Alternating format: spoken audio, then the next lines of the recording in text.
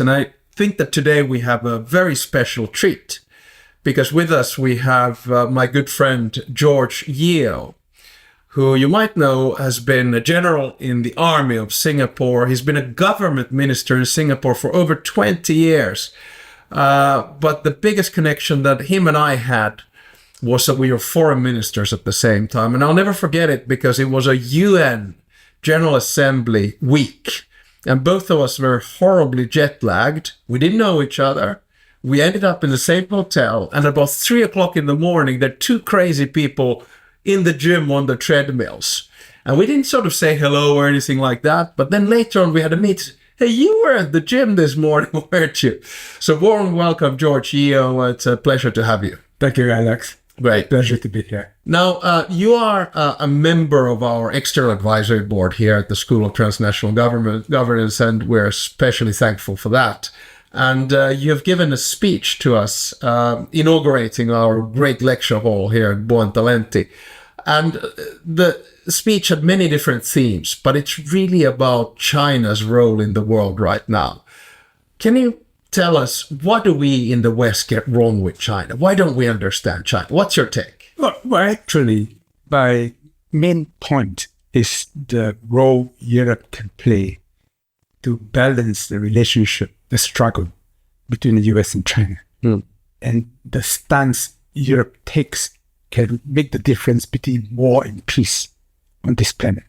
So Europe's position is very important, and Europe's understanding of China is vital to managing this larger relationship. So you could kind of see the situation a little bit like you have these sort of three power centers, right now, the United States, Europe, and China. Let's begin with the China-United States. I'm simplifying a little bit, but there's been a lot of talk about decoupling and, of course, the US making China its number one competitor, rival, and even enemy. And there's sort of support for this idea across the aisle. How do you see the US approach to China? What are the problems there? What are the good sides and the bad sides? I think he had to come sooner or later.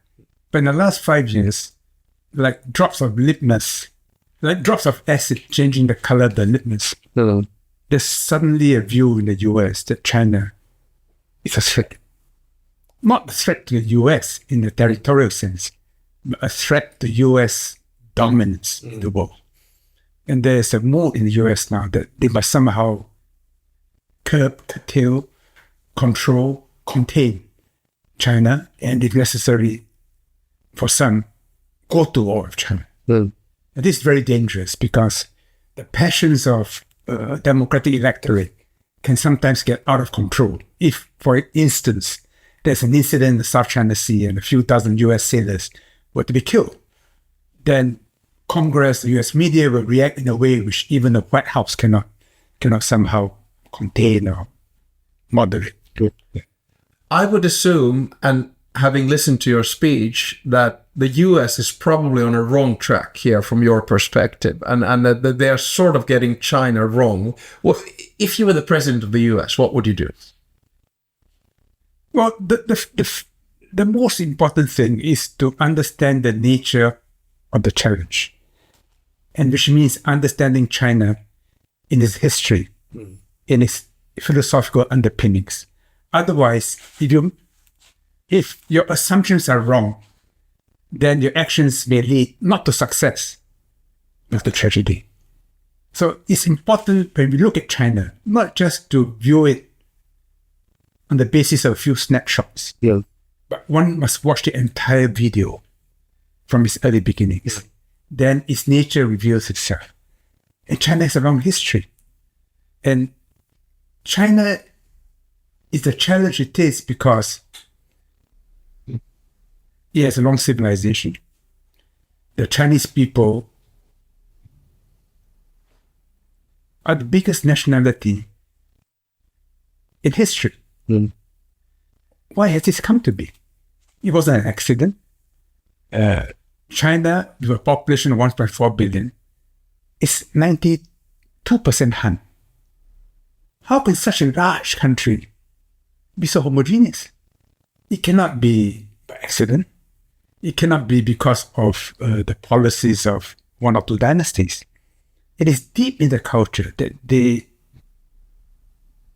they're most comfortable among themselves. You take Europe. Europe has about maybe half the population of China. And we're in Italy, we're in Florence, you're from Finland.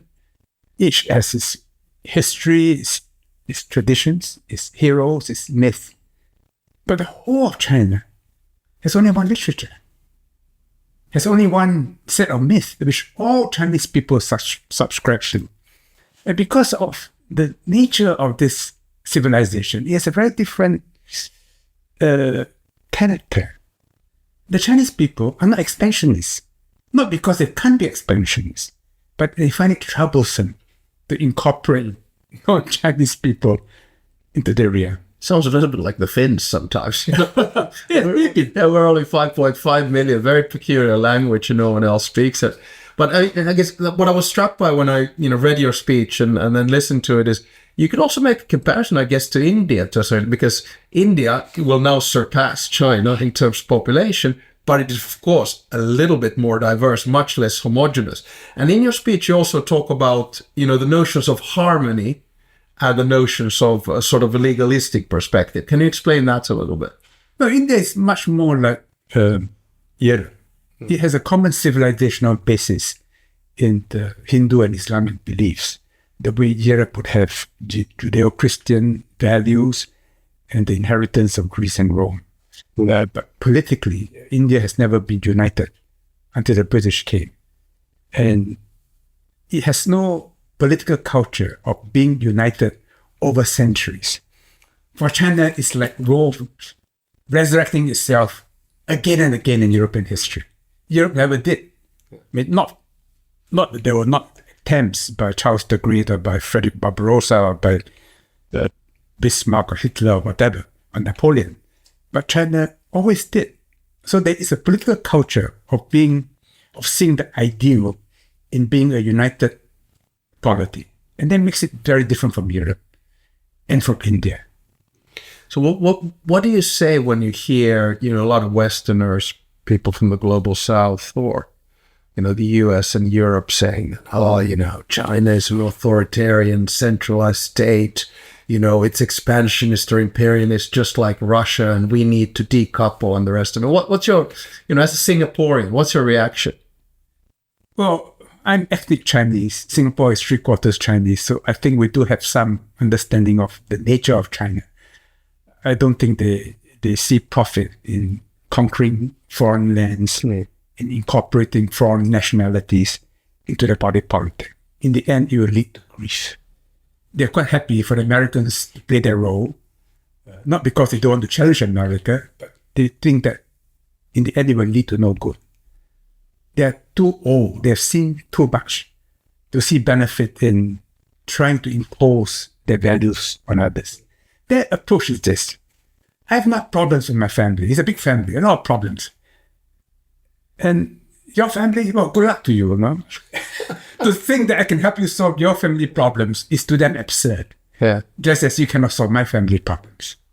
How about Chinese patience? Where does that come from? Because I've always read stories about, for the Chinese, a century is only a page in a book kind of a thing. And there seems to be that. You compare that to a lot of other big powers around the world. A lot of other powers, they can be aggressive, they can be quite quick in their moves. The American century was the last century, but before that, it wasn't really. How about China and patience? Where does it come from? From a sense of their own history. Because the dramas are reenacted on the same plains, along the same rivers, surrounded by the same mountains. And for everything they do, they can't avoid precedents. There is no country on earth which is as wedded to its own history as China. It's not possible to have any conversation in China without recurring references to what has been done in similar situations in the past. That makes it a very conservative civilization. It's always been autocratic. Such a vast land cannot be organized in any other way. So the hope that you can somehow make China in the image of Western Europe is a pipe dream. 偷告诉大家，我最近发现了新法宝 Royal Face 逆时奇迹系列，它有活肤露、全效精华，还有精华霜。尤其我皮肤比较偏干，所以我非常的注重保湿。保湿做得好，肌肤自然烹饪。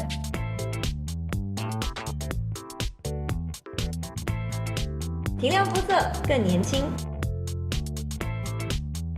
抚平皱纹超有感，而且气色变好。用心保养，每天都更美一点。